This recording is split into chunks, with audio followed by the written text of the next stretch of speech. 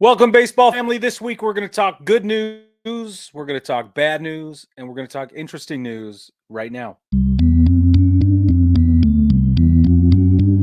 9 Plus Us presents the Baseball Together podcast with your hosts, Blackjack Brad and Kansas City Little Big Briggy Blue Eyes. And now, Baseball Together. Welcome back, baseball family, to another episode. I'm Brig, and I am a co-host. My partner in crime here, Brad, he's not here right now. Nope. He's a little bit sick, and we wish him the best as he recovers from being under the weather. I don't know how the weather could get any better where he's at, but it's getting better where I'm at in South Carolina. And I hope that if you're suffering from the cold, that it ends soon for you as well, because nobody has time for that. I'm sick of it. We're going to move on because spring training is very nearly complete, which brings me to my public service and baseball family. Opening day is 16 days away from today. 16 days. For you who have an abacus in your back pocket, that is just over 2 weeks. 2 days over 2 weeks. And we're really excited to get to the baseball season. I mean, I know it should go without saying, but it doesn't. So, 16 days away from today. And just before we dive into all the news that's going on, monthly newsletter, it's going to begin at the beginning of this season, which is, again, 16 days away. What in the newsletter is going to be short snippets of all the things that we talk about on the show, but with like additional detail, additional thoughts and feelings, and maybe some analysis and things like that about the topics that we share, what's going on. We're also going to give you sneak peeks into what's coming up and some of the things that we have planned. Oh, and we have future partnerships. We'll bring you into those. We'll let you know about discount codes and giveaways and all kinds of things like that. It'll be a first sort of the first access. In addition, our Baseball Together VIP group, which is on Facebook, and it's another great way to get a hold of us. So you can click the link in the doobly-doo to sign up for our newsletter. And you can go to baseballtogether.com and drop us a line there. Don't forget, before we get any further into this, to like and subscribe to the show.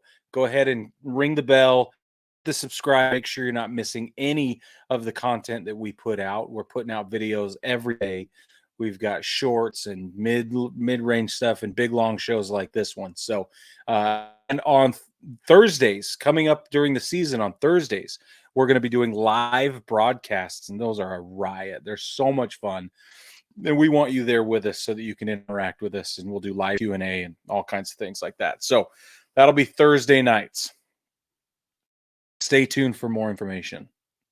All right, let's jump into the news dump, because I started looking at all of the information available just in the last 7 days since we recorded our last episode, and there's just a gobs of information.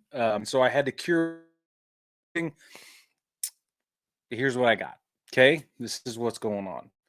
First and foremost, Gerrit Cole is having trouble recovering from pitching sessions, both bullpen and live pitching training outings.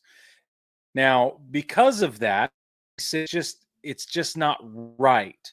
And Gerrit Cole is a master craftsman, right? The dude knows what he knows his body better than anyone else. So if Gerrit Cole is saying something is wrong, you got to believe something's wrong. Basically, what he said was his arm feels like mid-esque after maybe having a 100 pitch outing. He's right now. 2 weeks and change before the beginning of the season. That's not what you want to hear. Be near the opposite of what you want to hear. And as a Yankees fan myself, I am upset about this information. Most of the league's begun because let's be honest, if Gerrit Cole is out, then the Yankees season starts to look really interesting and really And if Gerrit Cole is out, the rest of the league starts to have pretty good feelings about their what it's going to be like facing the Yankees. Sorry, I got really distracted there for a second. So anyway, there's no clear reason something is happening. He had an MRI. We don't have any information about what was found in the MRI or what they discovered or didn't discover for that matter. Oh, and this I think is interesting in and of itself is that they seek a second opinion following the MRI. Again, we don't know what that means, but as far as Gerrit Cole and his arm, what we do know is that Carlos Rodon, Nestor Cortez, they're like the two guys that I'm going to rely on now as a Yankees fan to step up. I think it's a little bit foolish for us to sit around and hope Marcus Stroman comes in and brings more magic to the way we're hoping Gerrit Cole would have, and have every reason to expect Gerrit Cole would have if he's in shape. He's not hurt. So I'm not sitting around holding my breath for Stroman to slide into that spot, but I do expect Rodon and Nasty Nestor to be able to step up and be in those big spots. So the problem was trading for Juan Soto, we dumped a ton of pitching prospects, like the top 2 or 3 that we had. And so, yeah, I mean, which is fine. Like I still think it's a good idea, but this is an untimely development. Speaking of which, if that wasn't bad enough, the Yankees have just announced that Aaron Judge left a game early. And we're hoping it's only precautionary. Again, if you're a Yankees fan, this is like the greatest news ever, right? If you are a Yankees fan like me, this is really bad news. We've got 2 superstars. We've got 2 of the most capable athletes on the team are looking uncertain as of this very moment. And I don't like that. I don't like that at all. Aaron Boone described Aaron Judge's situation as being mid-spring beat up, which in one respect speaks for itself. We kind of can intuit what that means. But on the other hand, what are you trying to say? That seems like such media speak to me. Just totally placating, patting us on the head, telling us to look the other direction when he probably has no idea what this means. Again, just like Gerrit Cole, Aaron Judge is a fine-tuned machine. Dude knows exactly what's going on, and if he feels funky, he's going to call it out and get it fixed. That's the right answer, okay? Now, the problem with both of these situations for the Yankees is that they are already at the 110% luxury tax threshold, which means basically that if they're going to get anybody in, pull anybody in that's not already a part of the organization, they're basically going to pay double for that player, whether it's somebody on the mound or somebody in the field. Fortunately, the acquisitions of Soto and Alex Verdugo makes position player decisions much easier to handle. So, and depending on what we see out of this new and improved Giancarlo Stanton, who knows? We could see some stuff happen. So let's get into some other news. This is just kind of an injury news dump, if you will. Highlight some of the things that have already happened that don't affect what we've already talked about. Lucas is needing to undergo right elbow surgery. We don't know if it's going to be what do they call it when it's not all the way Tommy John? Bracing, I think, a brace. Or if it's going to actually need to go all the way to Tommy John. Tommy John is in the cards, though, should the need arise. The surgeon is going to wait to see what information they glean once they've gone in and are able to look at how extensive the damage is in Giolito's UCL and in his elbow. So hopes and prayers, right? Look, we're hoping that this does not happen. This is terrible timing for the Red Sox in so many ways. And I say that with all the love, but let's hope the guy does not need a full-blown Tommy John. but it's possible. And Justin Verlander is going to spend 2024 opening day on the injured list. Corey Seager, he had surgery for sports hernia, and he's taking light swings. So at this point, his recovery is not imminent necessarily. Ronald Acuna Jr. has not played a single game since February 29th, but they're saying he could be back soonish. Maybe, we hope, kind of. Please. Again, a huge blow to the league. Huge blow for the Braves. Let's hope that it is nothing, that there's no actual meniscus tear, and that if it is, it's manageable and something he can play through. We do not. What baseball needs is Ronald Jr. performing like he did last year and improving on the MVP performance he put on last year. I mean, that was just otherworldly. So we're hoping for that. Jackson Kowar needs Tommy John surgery. It's terrible. Nick Lodolo made his first appearance in spring training with the Reds. He threw 2 perfect innings and got a strikeout, which is very exciting. Aldo Peraza is out 6 to 8 weeks with subscapular strain in his shoulder.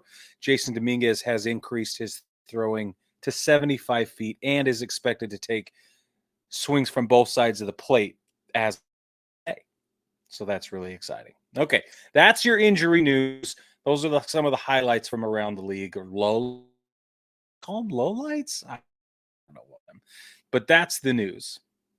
Okay, let's get to some bad news. Noelvi Marie, that's this guy I've got pictured here. He decided to enhancing drugs, and he has since been suspended for. This is his first infraction, so he's going to miss the first 80 games of the 2024. He tested positive. Bone, I guess is how you pronounce it. It's a performance-enhancing drug. If you care to know, the suspension was without pay, if you didn't already know that. And this guy's he's an infielder, specifically and primarily plays third base for the and he's come up through their organization relatively quickly. Like I said, he's 22. He showed us his debut, 35 games last year with Cincinnati, and he hit 3 homers and was admirable, serviceable in field during those 35 games. So obviously they've got such young, strong talent, especially in their infield over in Cincinnati, that this is just terrible. I don't know. I'll get to that in a minute, but obviously the Cincinnati Reds have come out and said, we don't condone this. We're totally back to play with the suspension. This is totally wrong, etc. They told the party played the hometown song. So, unfortunately, coming into the 2024 season, he has been ranked as high as 35th overall in MLB's top 100 prospects lists, just depending on where you get that your prospect list. But I don't even think that's how high he is on MLB. Doesn't matter. He's up there. So remember Heimer Candelario from Detroit and then Chicago and then with Washington last season, which for me is kind of where I was like, oh, this Candelario, yeah, third base. Okay, well, he's, because of this PED suspension, Candelario is going to be the Reds' third baseman to start on opening day. I'll know he's serviceable at the plate. He has some interesting defensive outings, but he's absolutely serviceable as a bat. He's older. I think he's 31, something. I can't remember. But he's going to do a fine job, and it's going to anchor with his presence some of this. I don't think he's going to be certainly as electric as this 22-year-old outstanding third baseman just got popped for PEDs. So the takeaway here, ladies and gentle people, is don't be stupid. Don't. The end. Stay in school, don't do drugs, etc. Okay. We're going to move on. Joey Votto has a job ladies and gentlemen. And it's really exciting because he really, really needed one, and we all really wanted him to have one. There's so much fun been going around social media about Joey Votto not having a job and where is he going to land and what's this going to happen. Now, he signed a minor league deal with the Toronto Blue Jays, and this is cool for a couple of reasons, but specifically because he's from Toronto. And let me give you a little insight into this. This is the photograph that was on Twitter or X or whatever you decide to call it of Joey Votto wearing an "I'm a Little Blue Jay" bib as a baby. Check that out. It does not get any better than that. Joey Votto has returned to the town team. He is going to be minor league system, but basically, here's what happened. This is so cool. And we called for this months ago. Brad and I did. We said, gosh, just sign him in Toronto, man. Talk about hometown. Like the long on this is going to be insane. And here we go. It's starting to be just a terrific thing. So the story goes, and this is as far as I can tell, called the Blue Jays general manager, Ross Atkins. Joey Votto did. And he basically just requested a non-roster invitation to spring training. He's like, come on, man. Just can't let it go, is what he said. I just can't I can't let it go. So the guy's like, yeah, come to spring training. So he comes spring training. He gets a deal, okay? Humbly, because Joey Votto's the man. If you don't know about Joey, whip smart and super funny and witty, and he's like this incredible chess player. So anyway, apparently, he is being very humble. Like he's considering himself a minor leaguer, and he's planning on working in the system. He's presume anything. They gave me a minor league deal. I'm going to sit in the minor leagues and work my way up, just like I used to have to, right? Just like he had to, which was 17 years ago, by the way, baseball family. So this guy, Joey Votto, is going to consider himself a minor despite a career 294 batting average, 356 home runs, National League MVP, 6 All-Star appearances in 17 years with the Cincinnati Reds. He's going to start over in the minor leagues. Well, not start over, but you know what I mean. He's going to work his way up. And this is hilarious. He said, I may stink, but I doubt it. This is so good. I just want him to go back to playing chess after this season. Like, come back, get a couple of knocks, wave to the crowd, and then go back and play chess and ride off into the Canadian sunset. That's what we want for you. Baseball families, take a quick break, and I'm going to tell you that the best way to support the show, other than liking and subscribing and sharing us with your friends, is to jump onto Patreon. Patreon.com, search Baseball Together. We have 5 tiers of support. If you like what we're doing here, jump over there. We have our support tier, a 5, a 10, a 15, and a whopping $500 support tier. Each of them comes with their own perks, their own little goodie bags and things like that. Obviously is our favorite, but there's some stuff in there that we really want you to take us up on. Specifically, well, I won't give it away, but you got to go check it out. Go to patreon.com, search Baseball Together. And if you're able to and you like what we're doing, we have some really exciting projects coming up. I had a really, really interesting phone call with a really big company the other day, and I don't want to give too much away, but so we would love to have your support because it's time to start giving back to the community. That's what we're doing next. That's a little tease. That's what we call a tease for you. That's what Brad would say. That's what we call a tease. So let's move on. Back to some bad news. Let's talk about our favorite evil angel. Okay. Angel Hernandez. He's back. And you just got to act, okay? Because he's not going anywhere. Apparently, can't get this guy out of there fast enough. Doesn't seem like anybody knows how. The department and the umpires really either really good at their job or really bad at. I don't know which it is. So today in spring training, Lance Lynn got ejected. So did Ollie Mall. They got ejected.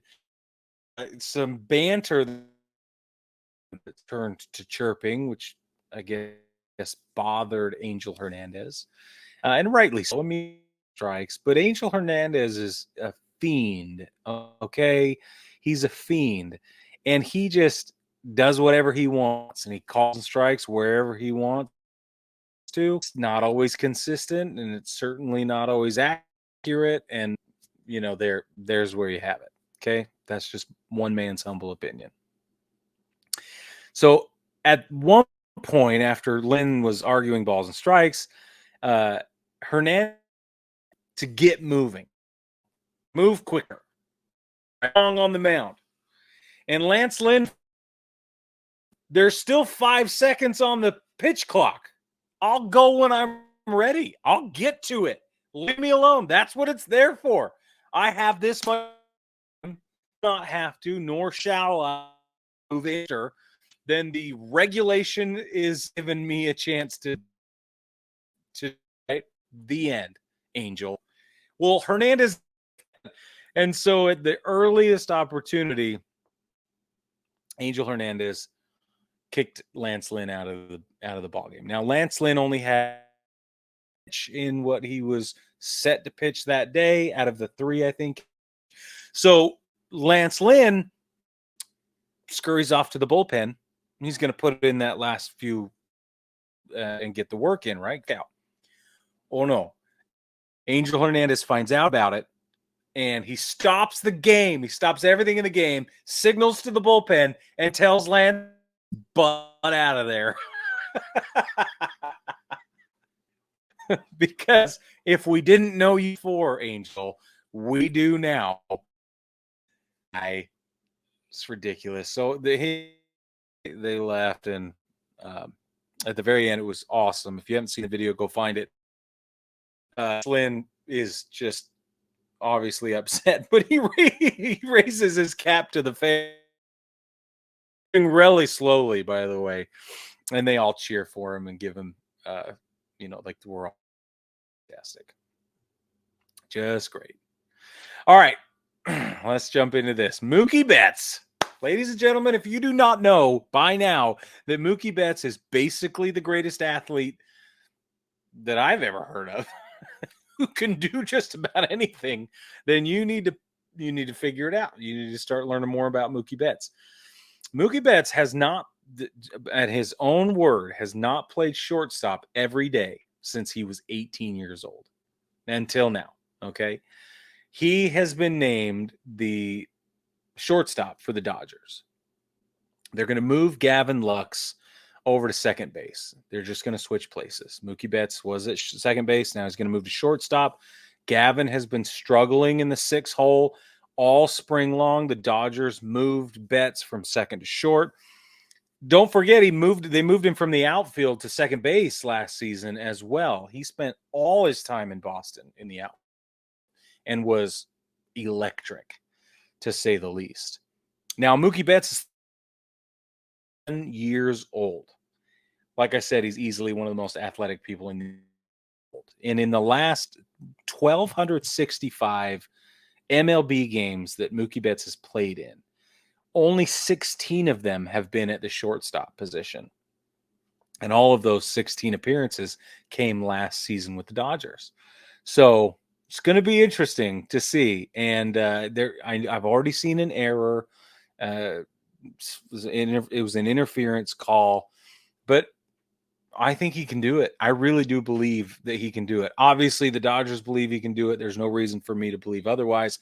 But I have a lot of faith as a baseball fan in what Mookie Betts can do. And to Gavin Lux's defense, they don't want to lose his bat in the lineup. So they're moving him to second base. Dave Roberts is going to take a little bit of pressure off him, and they're going to give him an opportunity to keep his bat in the lineup, which I think is a great choice, honestly. And there is less pressure playing second base. So it's going to be awesome. It's going to be awesome. If you're not already excited to watch Dodger games this year, and obviously next year when Ohtani's back to pitching and not just playing DH, whew, man, this is going to be a terrific Dodgers team through the regular season. I don't know what will happen in the postseason, but the regular season is going to be a haul, and they're going to tear right through it. It's going to be like a hot knife through butter, honestly. All right, let's move to another. Blake Snell still doesn't have a job, and nobody knows why, but he has recently expressed interest in one team in particular, and by interest, he has gone on the record saying that the quote is strong preference. He has a strong preference for playing with the Angels. And I think I can speak for most of us when I say, because this makes almost no sense to me. Like, the dude, what are you going to you're just going to go collect a paycheck and you're going to hang out in Anaheim.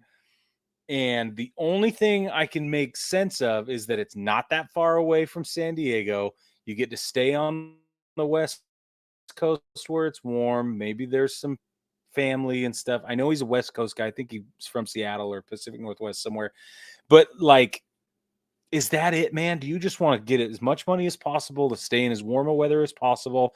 You want to be a big fish in a small pond? Like, what about the Angels that's so appealing? It'll be really interesting to see if that's what's going on. So Shohei Ohtani played for the Dodgers last year and pitched, and that team was ranked like 16th or 18th or something like that in ERA across the entire league. Okay.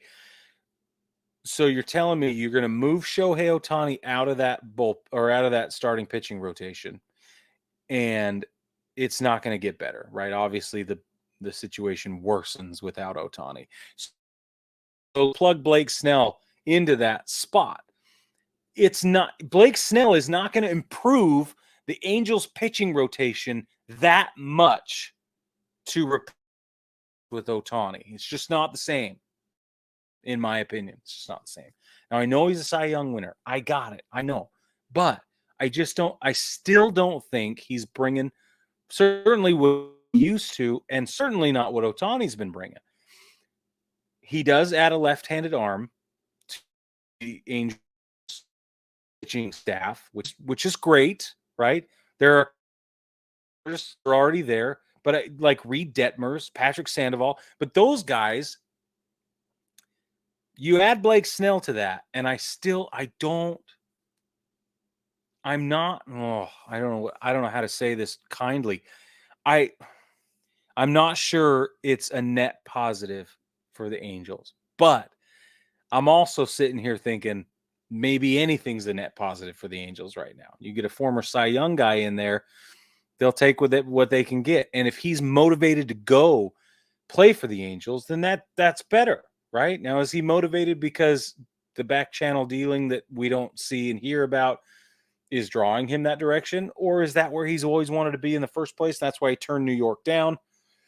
Is it always about the money and the length of the deal? I don't know. But I would not be surprised if Blake Snell ends up in Anaheim and then wallows into some form of mediocrity and we forget all about him. He finishes out the rest of his career kind of middle of the road, and then he leaves and he doesn't work that hard. And the Anthony Rendon thing, and he's like, I don't like playing baseball and it's my day job and whatever. And I don't know. Again, it's all total speculation, but it'll be to see up in Anaheim if that's kind of what happens. He's on already, and maybe he's afraid of the cold. I don't know. It's fascinating. Baseball family, what do you think? Blake, good or bad? Get in the comments and let us know. I want to know. Have you seen the Las Vegas baseball stadium rent? because it is literally okay. If you can see this, I'm going to make it bigger for you. This is just crazy. This is what they want us to believe is going to happen if the A's move to Las Vegas. Look at this thing. That jumbotron, I don't know if we can even call it a jumbotron because it appears to be projected onto the stadium ceiling that tapers in coming one of the walls. This thing is 18,000 square feet. That would easily be the biggest one in Major League Baseball. The stadium is supposed the renderings that we're seeing, okay, show a projected 33,000 seats. This is supposed to open in 2028 if this goes through.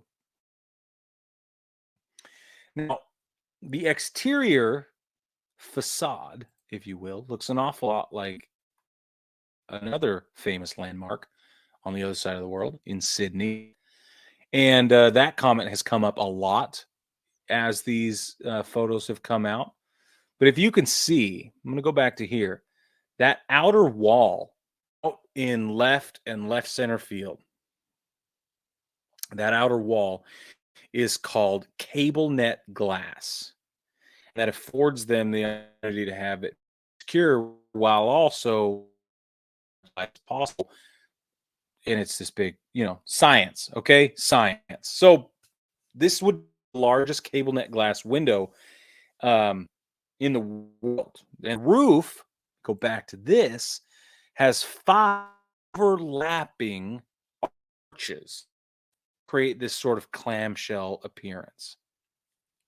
Or conch shell. I guess it would be more of a conch shell. But that's what's going on. And ultimately, everything is built to let in as much light as possible, give everybody a view of the Las Vegas Strip, keep the heat out, honestly, and provide as much shade as possible for the people both playing but also viewing. Now, the Major League Baseball owners unanimously voted to approve the relocation. Okay.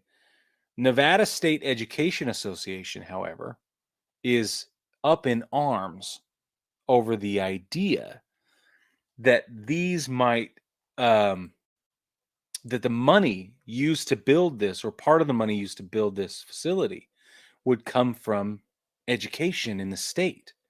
They're asking for $380 million to come out of the education budget to help build a major league ballpark.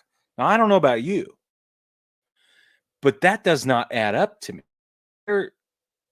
I don't want to get political because that's not what we're about on this show, but that does not add up, that you're going to use education funding. It probably happens all over the place. It happens all the time, and that's probably a sign of some ignorance. It just doesn't, it's not a good look. It's not a good look. So the Nevada State Education Association is not putting up with it. The Las Vegas mayor, Carolyn Goodman, she has now gone on the record. She says they're better off staying in Oakland. And Oakland mayor does not think the move will actually happen. Okay. Whatever happens between Oakland and Vegas is one thing. The other thing that's going on is we still don't know where the A's are going to play between 25 and 27. 2025 and 2027 still remain massive question marks in location, and then everything else that comes with that, the economics of it, right? Talk about marketing, talking about filling seats, because you got to sell tickets. It doesn't matter if you're in Sacramento, doesn't matter if you're in Oakland, doesn't matter if you're in Salt Lake City, doesn't matter. You got to sell seats, right? It still has to be a profitable enterprise. Nobody knows anything right now, which for the profitability of said enterprise. It's crazy. All right, I got 2 more things for you, and then we'll be done with this week's episode. Oh, here's another view of the of that cable glass I was telling you about. Look at that. Isn't that just crazy? It looks beautiful. And to be fair, this would be a spectacle. This would be a must bucket list travel destination for all baseball people, and likely more than just people. The architecture alone, I gotta see this. So I hope they build it. I really do. All right, moving on. That, my friends, is Trevor Bauer. Okay, Trevor Bauer found out that the Asian Breeze, which is a barnstorming team from Japan, I believe they're from Japan, the Asian Breeze play against the Dodgers minor league system. Some prospects coming through spring training, but it's a pay-to-play barnstorming team. So Trevor Bauer paid to be on this Asian barnstorming team just so that he could get to the Cactus League and pitch against the Dodgers. Now, if that's not moxie, I don't know what is. But it gets even better. He put up over 3 innings pitched. His velocity reached 99 miles per hour on the radar gun. And he recorded a number of strikeouts. Like, he put on a clinic. And we can't forget that Bauer's a Cy Young winner. Okay? And in last season with the Yokohama Bay Stars in Japan, he threw 2.59 ERA across 156 and 2/3 innings. Dude still got it, man. A 2.59 ERA over 56 and 2/3 innings out of an off season just riddled with turmoil, and he's pumping the plate. Are you kidding me? Now, listen, we have said it a million times before. Sign the man. Somebody sign him. And we've had some terrific come through on our social media platforms, on Instagram, a little bit on Facebook, but especially here on YouTube. You guys have been sounding off on where it makes sense for him to play. It was a great idea that it didn't come from us. But you guys pay attention. Here's the tragic part. Apparently not a single MLB scout to attend his performance. Athletic. There was nobody in attendance that cared one way or the other. That nobody was looking. And this is ridiculous because the Asian Breeze, their whole thing is come play for us. We're going to set these exhibition games. We want you to get noticed by Major League Baseball. That's what they're doing. That's their agenda as this barnstorming team. So are you telling me that nobody else in that rotation, nobody else in that was worth looking at? Or are you just all being so petty that you cannot stand the sight of Trevor Bauer that you're going to look past the other potential talent on that field? That's ridiculous. I'm really upset about all this, honestly. So even though Major League Baseball didn't show up, the entire Major League Baseball social media complex was there. Look at all the camera crews and all the everything. It's all over social media, and rightly so. Free this dude. I'm done. I need Trevor Bauer playing baseball again in the bigs. All right, last thing, baseball family. Let's JD Davis and the San Francisco Giants, because what has gone on here is a little bit complicated, but also really, really interesting. So the San Francisco Giants, we all know, signed Matt Chapman.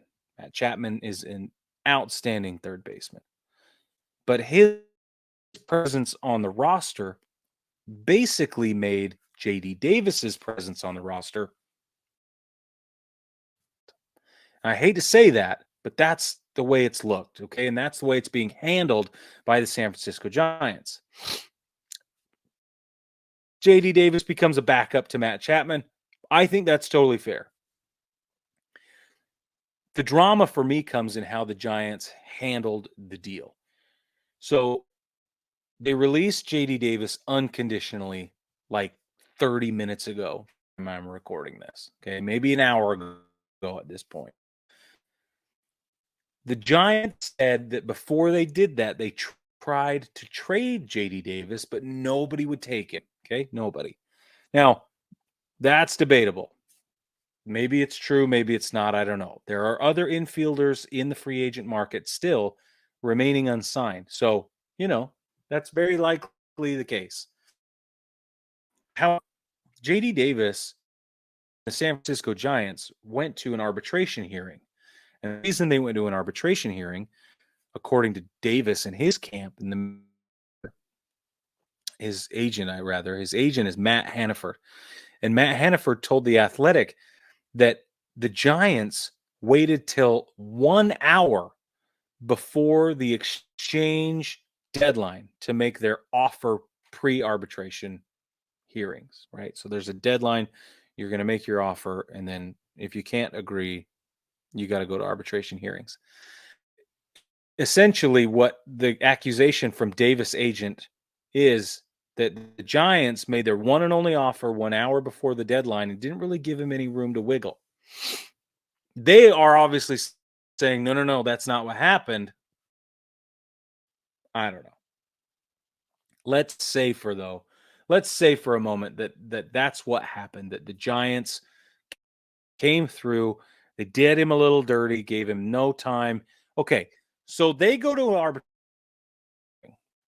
and the arbitration mediator, right, the adjudicator, sided with JD Davis and said, no, sorry, you got to pay this guy what he's asking for, which is a huge triumph for JD Davis and any player that says, no, I'm worth this, and this is what I deserve. And then they're deemed in the right and they get what they deserve. I love that. However, because he won the arbitration hearing, the Giants owed Davis $6.9 million this year. But now that they've released him in a weird loophole, twist of fate situation, now they're on the hook for only $1.1 million, just about $1.1 million. That's nuts. You win an arbitration deal saying that you're worth $6 million for the year. Okay. And you're under contract. And now your ownership can just say, nope, never mind. We're going to pay you for the year because we have to, but we're going to do it at a percentage of what we owed you before.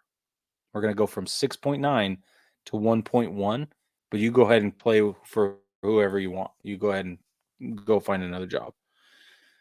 To me, the ins and outs of this must be like in the fine print because I don't understand it. And if somebody does understand it better, I want you to jump in the comments and kind of break it down for me because this to me feels atrocious. This feels like not just is it for me, this goes beyond it's business. We're trying to run a business. Like, yeah, okay, I get it. Do the guy that dirty. Okay. And again, it's okay that Matt Chapman is a better performer. That's okay. There's nothing wrong with that. It's okay that Matt Chapman was expensive. Got it. You want to free up some time or some financial spot? You want to free up some roster spot stuff? Got whatever. Fine. Like this. And anyway, so they kicked him out of spring camp apparently, and he's now looking for another job. San Francisco doesn't care. Davis's numbers last season, he spent time at third base, first base, and DH. So he's versatile, and he's absolutely a capable defender. But his offense, he was 248 last year, 248, 325, 13, and homers, 23 doubles, 69 RBIs. Somebody somewhere needs a third baseman who can platoon around and maybe do a utility bat situation with the DH, capable first baseman, capable third baseman. Baseball family, I need to know, where do you think JD Davis lands? Do you think he wallows and flounders and doesn't find a job? Is he one of those guys that's going to wait around for the majority of the summer until an injury takes place or somebody needs some holes filled moving into the All-Star break. Like, I don't know what this means for JD Davis. Nobody can. All I know is this does not seem like it'd be allowed at first blush. If I'm wrong, go ahead and educate me. Like I said, to be more educated, but I don't want to be wrong about this. I really want to be right about this. Anyway, baseball family, before I go, I have got to let you know that one thing that we ask our guests when they come on the show, and we love doing interviews, it's one of our favorite things. One of the things that we ask our guests about come on the show is their favorite flavor. It's around here. Brad's favorite is Hatch chili, and mine is Parmesan and pepper. They're both terrific flavors in a host of amazing flavors, cedary. And on the packaging, I used to have one right here the other day. I don't know. I must have finished it. But it says the best ever along the top of the packaging. That's how we feel. And we partnered with them proactively because we love them and want to try them. And you can now get 10% off of your order by using code BTPOD at checkout. Again, that's 10% off of your order. You can go to ChinookCedary.com, get 10% off of your order using code BTPOD. And with that, baseball family, don't forget, like I said earlier, to like, subscribe, rate, and review the podcast anywhere you consume the podcast, because that's where we are. We're hanging out with you all the time. We're on Instagram, Facebook, YouTube, plus any of the audio platforms that you prefer. Like and subscribe is the biggest thing. That's a huge deal. And if you like what we're doing, share it with your friends and invite them to our baseball family. And with that, we'll catch you next week.